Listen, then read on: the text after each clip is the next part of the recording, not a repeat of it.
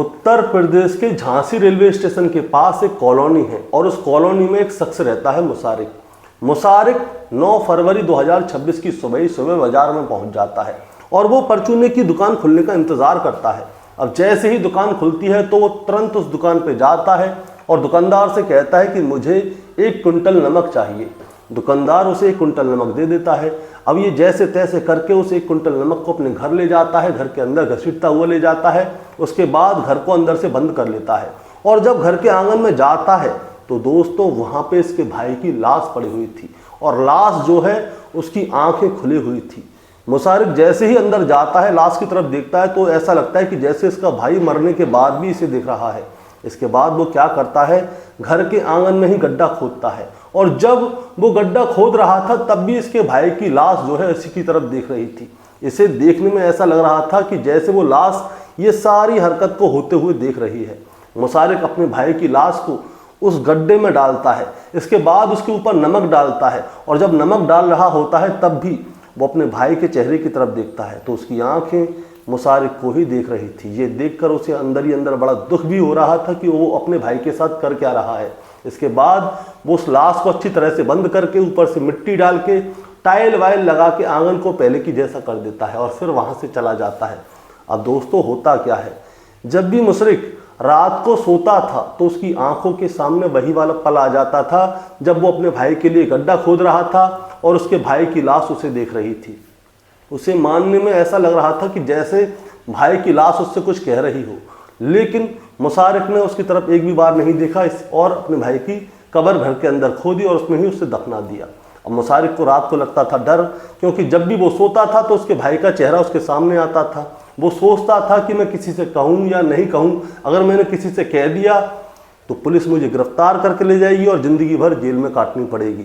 इसीलिए मुशारिक क्या करता है, चुप रहता है। वो किसी से कहना नहीं चाहता था, लेकिन कत्ल के 10 दिन बाद अचानक से ये राज खुल जाता है कि मुशारिक ने अपने बड़े भाई की हत्या कर दी है और हत्या करके उसने अपने बड़े भाई की लाश को घर में ही दफना दिया है। और जैसे ही ये मामला सामने आता है तो दोस्तों आसपास के लोग भी चौंक जाते हैं कि एक भाई ने अपने ही बड़े भाई की हत्या करके उसकी लाश को घर के अंदर ही दफना दिया। आखिर वजह क्या रही होगी दोस्तों ऐसा करने के लिए? दोस्तों कहानी सुनाऊंगा, उससे पहले मैं बस आपसे यही कहना चाहूँगा कि अगर आप मेरे चैनल पर नए हैं तो चैनल को जल्दी से सब्सक्राइब कर दीजिएगा ताकि रोजाना रात को 8 बजे मैं आपके लिए एक सच्ची घटना की कहानी लेकर आ सकूं। नमस्कार दोस्तों, मैं गौरव शर्मा और आप देख रहे हैं गौरव शर्मा सफ़र। दोस्तों आज की जो सच्ची घटना मैं आपको सुनाने जा रहा हूं, ये सच्ची घटना शुरू होती है उत्तर प्रदेश के झांसी से। झांसी के अंतर्गत एक थाना लगता है जिसका नाम है प्रेमनगर थाना। प्रेमनगर थाना क्षेत्र के अंतर्गत एक कॉलोनी लगती है जिसका नाम है Biharipura. Biharipura colony Jhansi railway station से 5 किलोमीटर दूर है, लेकिन यहाँ से 10 किलोमीटर दूर पुरानी तहसील है। पुरानी तहसील के पास एक महिला रहती है जिसका नाम है सहगुप्ता परवीन, जिसकी उम्र है 63 साल के आसपास। दरअसल 10 फरवरी 2026 की सुबह सुबह सहगुप्ता परवीन क्या करती है, अपने बड़े बेटे तारिक बेग को फ़ोन करती है। वो कई बार फ़ोन करती है लेकिन फ़ोन लगता नहीं है, इसीलिए वो क्या करती है, अपने छोटे बेटे मुशारिक को फ़ोन करती है और मुशारिक को फ़ोन करके कहती है कि तुम्हारे बड़े भाई को मैं बार बार फ़ोन लगा रही हूँ, फ़ोन लग नहीं रहा है। तो मुशारिक कहता है कि शायद किसी काम में होंगे इसलिए फ़ोन नहीं उठा रहे, थोड़ी देर बाद भी लगा के देख लीजिएगा। अब सहगुप्ता परवीन क्या करती है, बार बार अपने बड़े बेटे को फ़ोन लगाती है, लेकिन बड़े बेटे का फ़ोन लगता ही नहीं है, स्विच ऑफ होता है। छोटे बेटे को लगाती है तो छोटे बेटे का फ़ोन लग जाता है। इसकी वजह से सहगुप्ता परवीन जो है बहुत ज़्यादा परेशान हो जाती है कि आखिर बात क्या है। सहगुप्ता परवीन क्या करती है, जो पुरानी तहसील के पास इसका घर है वहाँ से आ जाती है अपने बेटे के घर पे। छोटे बेटे से आके बात करती है मुशारिक से कि आखिर हुआ क्या है, तुम्हारे बड़े भाई कहाँ गए। मुशारिक कहता है मुझे तो कुछ पता ही नहीं है, वो ज़्यादातर गुस्से में रहते हैं, मेरे से बात भी नहीं करते, अब गए तो गए कहाँ मुझे क्या पता। अब इसके बाद सहगुप्ता परवीन बड़ी परेशान होती है। आसपास में जितने जानने वाले थे उन सबसे भी पूछताछ होती है, लेकिन बड़े बेटे के बारे में कोई जानकारी है ही नहीं। इसीलिए क्या होता है, 15 फरवरी 2026 को जो छोटा बेटा है मुशारिक, वो क्या करता है, नज़दीकी पुलिस स्टेशन जाता है, यानी कि प्रेमनगर थाने पहुंच जाता है। वहां पे जाके अपने बड़े भाई तारिक बेग की एक मिसिंग की रिपोर्ट लिखवा देता है और वहां पे जाके कहता है कि मेरे बड़े भाई जो हैं 9 फरवरी 2026 से गायब हैं, फ़ोन स्विच ऑफ है, हमने हर जगह ढूंढ लिया लेकिन कहीं वो मिल नहीं रहे। अब इसके बाद पुलिस वाले क्या करते हैं दोस्तों, मैं आपको बताना चाहूँगा, मिसिंग की रिपोर्ट को ज़्यादा सीरियस लेते नहीं हैं। होता क्या है, बहुत सारे लोग घर से नाराज़ होते हैं, कहीं घूमने चले जाते हैं, नाराज़ होकर चले जाते हैं, 4-5 दिन वापस आ जाते हैं। इसीलिए पुलिस वाले इस चीज़ को ज़्यादा सीरियस लेते नहीं हैं। और जो छोटा भाई है मुशारिक, उससे कहते हैं कि ऐसा है, हमने तुम्हारी रिपोर्ट लिख ली है, तुम जाओ, हम अपनी इस तरह से ढूंढ लेंगे। अब जो छोटा भाई है वो घर आ जाता है। इसके बाद जैसे जीवन चल रहा था चलने देते हैं। लेकिन होता क्या है, जो इनका मामा है उसका नाम है मोहम्मद सलीम। मोहम्मद सलीम को ये वाली बात पता चलती है कि उसकी बहन का बड़ा भाई घर से गायब है और वो कहाँ गया इसके बारे में कोई जानकारी भी नहीं है। पुलिस वाले कोई बात बता नहीं रहे। इसीलिए क्या होता है, मोहम्मद सलीम पहुँच जाता है थाने। तारीख थी 16 तारीख, 16 फरवरी को मोहम्मद सलीम जो है थाने पहुँचते हैं, पुलिस वालों से बात करते हैं और उनसे कहते हैं कि मेरा बड़ा बेटा है तारिक बेग, यानी कि उनका भांजा है तारिक बेग, उनकी बहन का बेटा, जो कि MBA पढ़ा हुआ है, अच्छा खासा लड़का है, लेकिन घर से अचानक गायब हो गया है। पुलिस वाले कोई जानकारी दे नहीं रहे। अब वो रोजाना जाते थे। अब रोजाना जाते जाते क्या होता है दोस्तों, तारीख आती है 19 फरवरी 2026। 19 फरवरी 2026 को एक पुलिस वालों ने अपने पास बुलाता है। उनसे कहता है कि बात क्या है, आप रोजाना रोजाना थाने आ जाते हैं, आखिर वजह क्या है, आपका भांजा कहाँ गया, मिल नहीं रहा है क्या? तो जो उनके मामा है मोहम्मद सलीम, वो कहते हैं कि पता नहीं कहाँ गया, मैं तो हर जगह ढूंढ लिया, फ़ोन स्विच ऑफ है। अब पुलिस वाले हमें कोई जवाब दे नहीं रहे, उन्होंने कहीं ढूंढ रहे हैं नहीं ढूंढ रहे हमें पता ही नहीं है। तो पुलिस वाले क्या करते हैं, वो कहते हैं ठीक है, हम तुम्हारे भांजे को ढूंढ लेंगे, लेकिन सबसे पहले तुम ऐसा करो, तुम्हारे भांजे के घर में जितने भी लोग हैं उन सभी को थाने लेकर आओ। हम उनसे पूछना चाहते हैं कि आखिर घर में बात हुई तो हुई क्या, और जो उनका बड़ा बेटा है गया तो गया कहाँ। अब घर के सारे लोग आते हैं, सबसे पूछताछ होती है, लेकिन तभी पता चलता है कि जो छोटा वाला बेटा है मुशारिक, वो थाने नहीं आया है। अब जैसे ही पुलिस वालों को ये वाली बात पता चलती है कि उसका छोटा भाई ही थाने नहीं आया, भाई क्यों नहीं आया, इसीलिए कहा जाता है कि जो छोटा भाई है उसे ज़रूर भेजो, उसे जानकारी होगी कि बड़ा भाई गया तो गया कहाँ। अब इसके बाद क्या होता है, मुशारिक जो है थाने पहुंचता है, उसे भेजा जाता है। अब उससे पूछताछ होती है कि तुम्हारे भाई के साथ क्या बात हुई थी, गुस्सा था, किसी से लड़ाई थी, क्या हुआ होगा, क्या नहीं हुआ होगा। अब मुशारिक क्या करता है, हर बार अलग अलग जवाब दे रहा होता है। कभी कोई कहानी सुना रहा होता है, कभी कोई कहानी सुना रहा होता है, कभी कोई कहानी सुना रहा होता है। अब जब हर बार अलग अलग कहानी थी तो पुलिस वालों को जो है मुशारिक के ऊपर हो जाता है शक, और जब शक हो जाता है तो रात के तकरीबन 11 बज जाते हैं, और 11 बजे के आसपास मुशारिक के मुंह से सच्चाई निकल जाती है। सच्चाई निकलती है, वो कहता है कि मेरे हाथों से मेरे बड़े भाई का कत्ल हो गया है और मैंने उसकी लाश को घर के अंदर आंगन में ही गाड़ दिया है। अब जैसे ही ये वाली बात सामने आती है कि मुशारिक ने अपने बड़े भाई की हत्या करके उसकी लाश को घर के आंगन में ही गाड़ दिया है, तो पुलिस वाले चौंक जाते हैं। पुलिस वाले क्या करते हैं, अपने जितने भी आला अधिकारी हैं, SSP साहब, DSP साहब, सबको संपर्क साधते हैं कि ऐसे ऐसे करके एक आदमी ने बताया है कि उसने अपने बड़े भाई की हत्या कर दी है और उसकी लाश को घर में ही दफना दिया है। अब जैसे ही ये वाली बात पुलिस वालों के बड़े अधिकारियों तक पहुंचती है तो इसके बाद तय किया जाता है कि इसको लेकर इसके घर जाया जाए और घर पे इसने अपने भाई की लाश को कहाँ पे दफनाया है उस जगह से उसकी लाश को निकलवाया जाए। अब दोस्तों होता क्या है, कभी भी कोई कब्र से या किसी जगह से लाश को निकलवाया जाता है तो मजिस्ट्रेट की मंजूरी जरूरी होती है और मजिस्ट्रेट की आंखों के सामने ही उस लाश को निकलवाया जाता है। इसीलिए रात को 12 बजे मजिस्ट्रेट साहब को बुलाया जाता है और फिर सीधे बिहारीपुरा इसका जो घर है वहाँ पे जाया जाता है।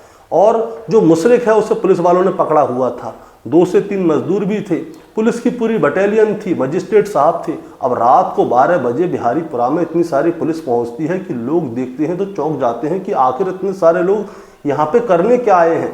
और जो मुशारिक है उसके हाथों में हथकड़ी पड़ी हुई है। अब मुशारिक आगे आगे चल रहा होता है, पुलिस वाले सब उसके पीछे पीछे चल रहे होते हैं। अब उससे पूछा जाता है घर किधर है, तो वो घर का इशारा करके बताता है। घर का इशारा करके बताता है तो घर के अंदर जाया जाता है। अब उससे पूछा जाता है कि तुम्हारे भाई की लाश कहाँ है। वो कभी इधर इशारा करता था तो कभी इधर इशारा करता था, अलग अलग जगह पे इशारा कर रहा था। मजदूर कभी इधर खोदते तो कभी उधर खोदते। अब पुलिस वाले उसे थोड़ा टाइट करते हैं और उससे कहते हैं कि एक बार में बताओ, बार बार मत बताओ, ठीक है ना, अगर लाश नहीं निकली तो सोच लो तुम्हारे साथ क्या होगा। अब जैसे ही पुलिस वाले उसे टाइट करते हैं तो वो घर के आंगन में जहाँ पे टट्टर है उसके नीचे का एरिया बताता है कि यहाँ पे मैंने लाश को दफनाया है। अब जैसे ही उस जगह का सामने आती है तो वो पुलिस वाले क्या करते हैं, जो 2 मजदूर थे उनके साथ, उनसे कहते हैं खोदना चालू करो। मुशारिक के हाथ में भी फावड़ा पकड़ा देते हैं, तू भी खोद, तेरा भाई की लाश तुम्हें दफनाएंगे ना, जैसे दफनाएंगे वैसे खोद के निकाल। अब ये तीनों चारों लोग लग जाते हैं। रात को तकरीबन 12 बज जाते हैं और 12 साढ़े 12 बजे के आसपास मुशारिक अपने घर के आंगन को खोद रहा होता है मजदूरों के साथ। और जब वो खोद रहा होता है तो अंदर से हाथ नजर आता है। हाथ नजर आने के बाद पूरी बॉडी नजर आती है और तब जाके पता चलता है कि मुशारिक ने अपने बड़े भाई तारिक बेग की हत्या कर दी है और हत्या करने के बाद उसने उसकी लाश को घर में ही ठिकाने लगा दिया है। अब उसने घर में ठिकाने क्यों लगाया है, ये बात जानना चाहते थे लोग। रात को तकरीबन 3:30 बजे लाश को पुलिस वाले क्या करते हैं, जब्त करते हैं और उसे पोस्टमार्टम के लिए भेज देते हैं। मुशारिक को भी थाने ले आते हैं और थाने में लाकर उससे पूछा जाता है कि अब तुम ये बताओ कि तुमने अपने बड़े भाई की हत्या की तो की क्यों। अब दोस्तों, अब आखिर बड़े भाई की हत्या क्यों हुई थी, अब इसकी कहानी मैं आपको शुरू से लेकर आखिर तक सुनाता हूँ। दरअसल इनके घर के जो मुखिया हैं उनका नाम था अकील बेग, जो कि सरकारी स्कूल में एक टीचर थे, जो कि मुशारिक के पिताजी हैं। इनकी माँ का नाम था सहगुप्ता प्रवीण, जो कि न्यायालय में पेशगार के पद पे काम करती थी। अब उनके 3 बच्चे थे, जिनमें 2 बेटे और 1 बेटी होते हैं। बड़े बेटे का नाम था तारिक बेग, दूसरे बेटे का नाम है मुशरिक बेग। तारिक बेग मर चुका है, मुशरिक बेग ने उसकी हत्या की है। इनकी एक बेटी भी है, बेटी की शादी हो गई है, वो अपने घर पे चली गई है। अब दोस्तों, होता क्या है, परिवार में माता पिता दोनों सरकारी नौकरी वाले थे, बच्चों की अच्छी पढ़ाई लिखाई हो रही थी। बड़े बेटे ने तो MBA भी किया हुआ है और जो तीनों टोटल बच्चे हैं उन्होंने ग्रेजुएट थे, अच्छे पढ़े लिखे थे। अब होता क्या है, तारीख थी 22 मार्च 2022। 22 मार्च 2022 को जो इनके पिता हैं अकील बेग, क्या होता है, वो घर से निकलते हैं कोई सामान लेने के लिए मोटरसाइकिल लेके। वो घर से निकल तो जाते हैं लेकिन वो घर पे वापस नहीं आते। परिवार के लोग बहुत ज़्यादा परेशान होते हैं, हर जगह ढूंढते हैं लेकिन कहीं मिलते नहीं हैं। 3 दिन का समय बीत जाता है। 3 दिन बाद इनके आसपास के लोग इन्हें बताते हैं कि जो इनके पिता हैं अकील बेग, उनकी लाश जो है गड्ढे में पड़ी हुई है, उसके पास ही उनकी मोटरसाइकिल पड़ी हुई है। परिवार वालों का रो रो कर बुरा हाल हो जाता है। वहाँ पे जाते हैं, लाश को निकालते हैं, फिर उनका सुपुर्द खाक करते हैं। अब दोस्तों, मैं आपको एक और बात बताना चाहूँगा, जो अकील बेग हैं उनकी जो है 1 महीने बाद रिटायरमेंट का नंबर था, सरकारी नौकरी थी, 1 महीना रह गया था उनका रिटायरमेंट में, वो सरकारी टीचर थे ना। अब रिटायरमेंट से 1 महीने पहले ही उनकी मौत हो जाती है। अब घर में उनकी पत्नी और 2 बेटे और 1 बेटी बची थी। अब इसीलिए क्या होता है, सरकार की तरफ से क्या होता है, बहुत सारे लोग जो ड्यूटी के समय पे ही मर जाते हैं तो उनके परिवार वालों को भी उनके लिए नौकरी मिल जाती है। अब ऑफर होता है कि जो उनके पिताजी हैं वो सरकारी टीचर थे, अब जगह खाली हो गई है, इसीलिए सरकारी टीचर की जगह खाली है और इनके परिवार में से कोई नौकरी लेना चाहता है तो ले लो। अब सबसे पहले बात आती है तारिक बेग की। तारिक बेग बड़ा बेटा था तो माँ उससे कहती है कि बेटा, तुम्हारे पिताजी अब नहीं रहे लेकिन सरकार की तरफ से हमें ऑफर मिला हुआ है कि उनकी जगह जो खाली हुई है उस जगह तुम जॉब कर सकते हो।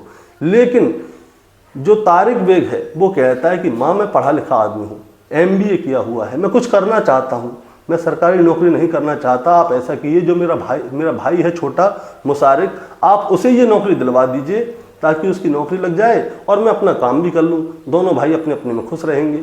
अब छोटे भाई मुशारिक से पूछा जाता है कि भाई ऐसा ऐसे बात है, बड़े भाई ने तो मना कर दिया नौकरी के लिए, तुम छोटे भाई हो, तुम नौकरी लेना चाहते हो।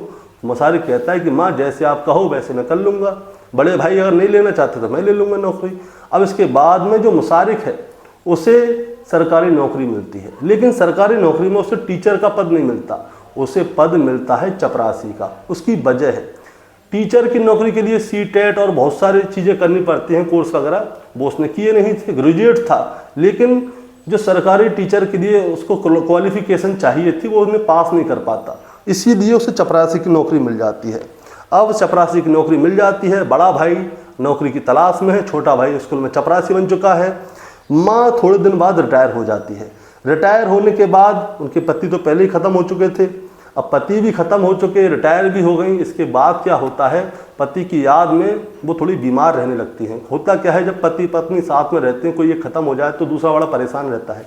ऐसे ही जो उनकी माँ है, उनकी तबीयत ज़्यादातर ख़राब रहती थी और इसीलिए वो क्या करती हैं, वो अपने बेटों के पास नहीं रहती, वो क्या करती हैं, अपने मायके में जाके रहने लग जाती हैं। ज़्यादातर अपने मायके में रहती थी, जब मन होता था कभी बड़े बेटे छोटे बेटे इनके पास आके रहने लग जाती थी, एक ही घर था। अब होता क्या है, तारिक बेग जो है 2022 से 2026 आ जाती है, नौकरी ढूंढता रहता है, हर जगह प्रयास कर लेता है, लेकिन उसे नौकरी नहीं मिलती। और जब उसे नौकरी नहीं मिलती तो वो क्या है, थोड़ा चिड़चिड़ा हो जाता है। कोई उससे बोलता था तो चिढ़ के बोलता था, गुस्सा आ जाती थी। इसीलिए घर वालों ने उससे ज़्यादा बोलना चलना कम कर दिया कि भाई तुम अपनी ज़िंदगी में खुश रहो, तुम्हें जो करना है करो। अब होता क्या है, इनके घर के पास ही लगभग 20 मीटर की दूरी पर एक लड़की रहती थी। लड़की जो है, जो छोटा वाला भाई है, उसे बहुत पसंद थी। इसीलिए वो क्या करता है, लड़की के पास जाता है, उससे कहता है कि देखो मुझे तुम पसंद हो, मैं तुमसे शादी करना चाहता हूँ और तुम्हारे साथ ही पूरी ज़िंदगी बिताना चाहता हूँ। अगर तुम्हें मैं पसंद हूँ तो तुम मुझे बता दो, मैं तुम्हारे परिवार वालों से बात कर लूँगा। लड़की को भी छोटा वाला भाई पसंद होता है। इसीलिए क्या होता है, उस लड़की के घर वालों से बात की जाती है। घर वालों से जैसी बात की जाती है तो भाई घर वालों को भी दिखता है कि सामने वाला लड़का जो है सरकारी नौकरी कर रहा है, भले ही चपरासी है तो सरकारी नौकरी। इसीलिए अब क्या होता है, उस लड़की की शादी जो है मुशारिक के साथ हो जाती है। घर में माँ थी जो कि मायके में रहती है, एक बहू आ गई है, 2 बेटे हैं। अब जो शादीशुदा बेटा है छोटा वाला, वो फर्स्ट फ्लोर पे रहता है और जो कुआरा है वो नीचे रहता है, बड़ा वाला भाई। बड़े वाले भाई की अभी शादी नहीं हुई है। बड़ा वाला भाई चाहता था कि पहले वो कोई काम करे उसके बाद ही शादी करे। एक बहन थी, उसकी शादी हो गई, वो अपने घर चली गई। अब क्या होता है दोस्तों, 9 फरवरी 2026 का दिन था।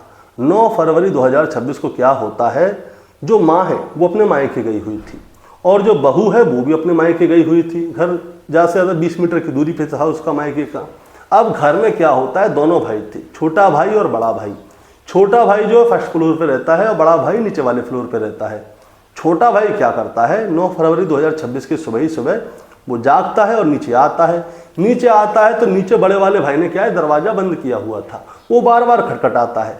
अब बड़ा भाई क्या है, वो परेशान हो जाता है कि यार सुबह ही सुबह मेरी नींद खराब कर दी। इसीलिए वो दरवाज़ा तो खोल देता है, लेकिन वो गालियाँ देने लगता है। अब गालियाँ देने लगता है तो इसकी वजह से छोटा भाई बहुत ज़्यादा परेशान हो जाता है। वो कहता है यार भैया क्यों गाली दे रहे हो, और बहुत बुरी बुरी गाली दे रहा था। अब जब बहुत बुरी बुरी गाली दे रहा था तो छोटा भाई भी चिल्लाता है कि भाई तुम गाली क्यों दे रहे हो। वो कहता है कि मैं तेरे को रहने नहीं दूंगा, तुम लोगों ने मेरी ज़िंदगी ख़राब कर दिया, फलान ढिकान, बहुत सारी गालियाँ होती हैं। अब होता क्या है, जो बड़ा भाई है वो क्या करता है, किचन में जाता है और एक चाकू लेकर आता है। वो कहता है कि मैं तुझे मार डालूंगा, तुझे यहाँ पे रहने नहीं दूंगा, और चाकू लेकर छोटे वाले भाई के ऊपर हमला करने की कोशिश करता है।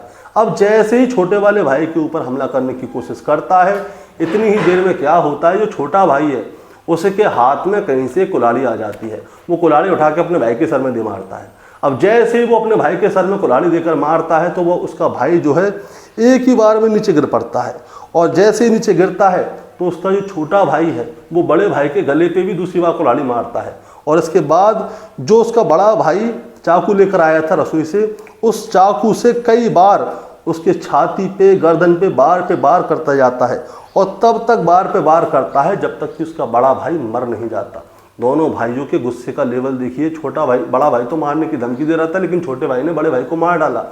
अब क्या होता है, बड़ा भाई मर जाता है, और जब बड़ा भाई मर जाता है तो वो देखकर चौंक जाता है। वो कहता है कि यार मेरे हाथ से क्या हो गया, मेरे हाथों से मेरे बड़े भाई की मौत हो गई। अब घर में कोई था नहीं, माँ अपने मायके में थी, पत्नी अपने मायके में थी, घर में किसी का आना जाना इतना है नहीं। घर जो है इनका बाजार में है, चलते हुए बाजार में, और उसके अंदर छोटे भाई ने बड़े भाई की हत्या कर दी। अब होता क्या है, सुबह 6 बजे का समय था ये सब कुछ। अब जो छोटा भाई है वो कहता है कि बड़े भाई की लाश को ठिकाने लगाना होगा। वो क्या करता है, दरवाजे को बाहर से बंद करके जाता है सीधे बाजार जाके बाजार से 1 कुंटल नमक खरीद के लाता है। नमक को अंदर लेकर आता है, और जब वो नमक को अंदर घसीट रहा था तो वो अपने भाई की लाश को देख रहा था। उसने देखा कि उसके भाई की जो आंखें हैं वो खुली हुई हैं, और जो छोटा भाई नमक लेकर आ रहा है उसी को देख रही हैं। ये छोटा भाई देखकर घबरा रहा होता है कि मेरे भाई की मौत तो हो गई, लेकिन मरने के बाद भी ये मुझे देख रहा है। इसके बाद वो क्या करता है, जिस जगह पे इसने अपने बड़े भाई के ऊपर हमला किया था वहाँ पे बहुत सारा खून फैल गया था। पहले तो वो उस खून के सारे निशानों को अच्छी तरह से साफ करता है, सबूत को कि कोई किसी को देख ना ले इस खून को।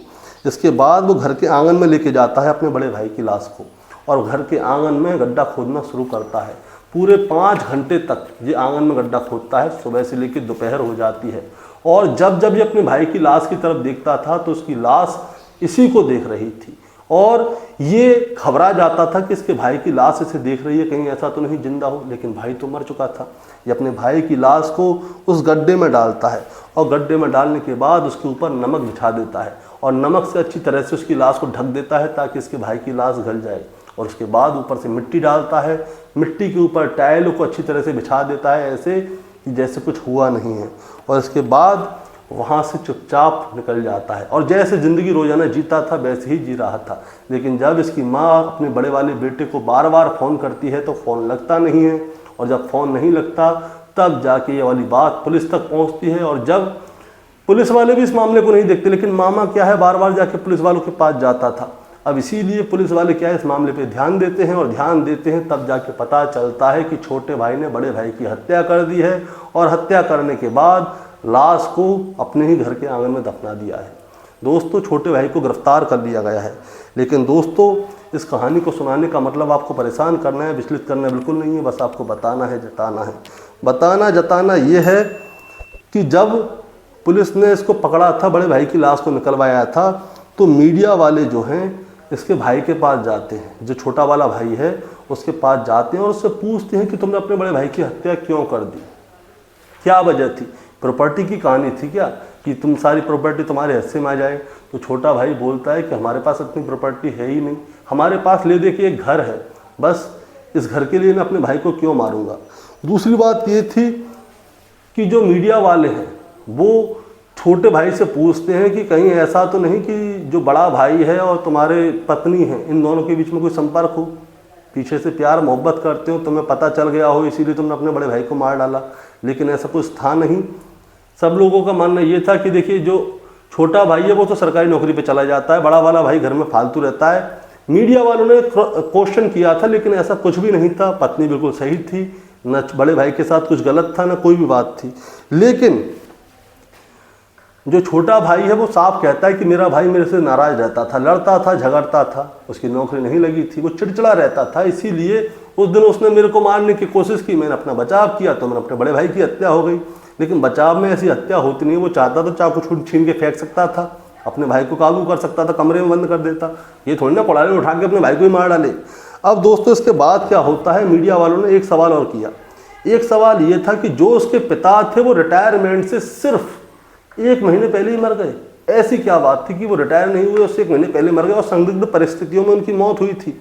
अब उनसे ये पूछा जाता है, लेकिन अब उससे छोटे वाले भाई से ये पूछा जाता है कि तुम्हारे पिता की मौत कैसी, तुमने मारा था क्या। होता क्या है, छोटा वाला भाई बताता है कि मेरा तो कोई लेना देना था ही नहीं, ऑफर मिलता है बड़े वाले भाई को, बड़ा भाई ने ऑफर लिया नहीं तो उन्होंने मुझे दे दिया, मेरे को नौकरी मिल गई, इससे मेरा कोई लेना देना नहीं है। लेकिन पुलिस वाले जो है इस मामले की भी जांच पड़ताल करेंगे कि आखिर इनके पिताजी रिटायरमेंट से 1 महीने पहले मरे तो मरे कैसे। दोस्तों आपका क्या कहना है इस कहानी के बारे में, आप जरा हमें कमेंट में बताएं। चैनल पे नए हैं तो सब्सक्राइब करके जाएं ताकि रोजाना रात को 8 बजे मैं आपके लिए ऐसी ही एक सच्ची घटना की कहानी लेकर आ सकूं। नमस्कार।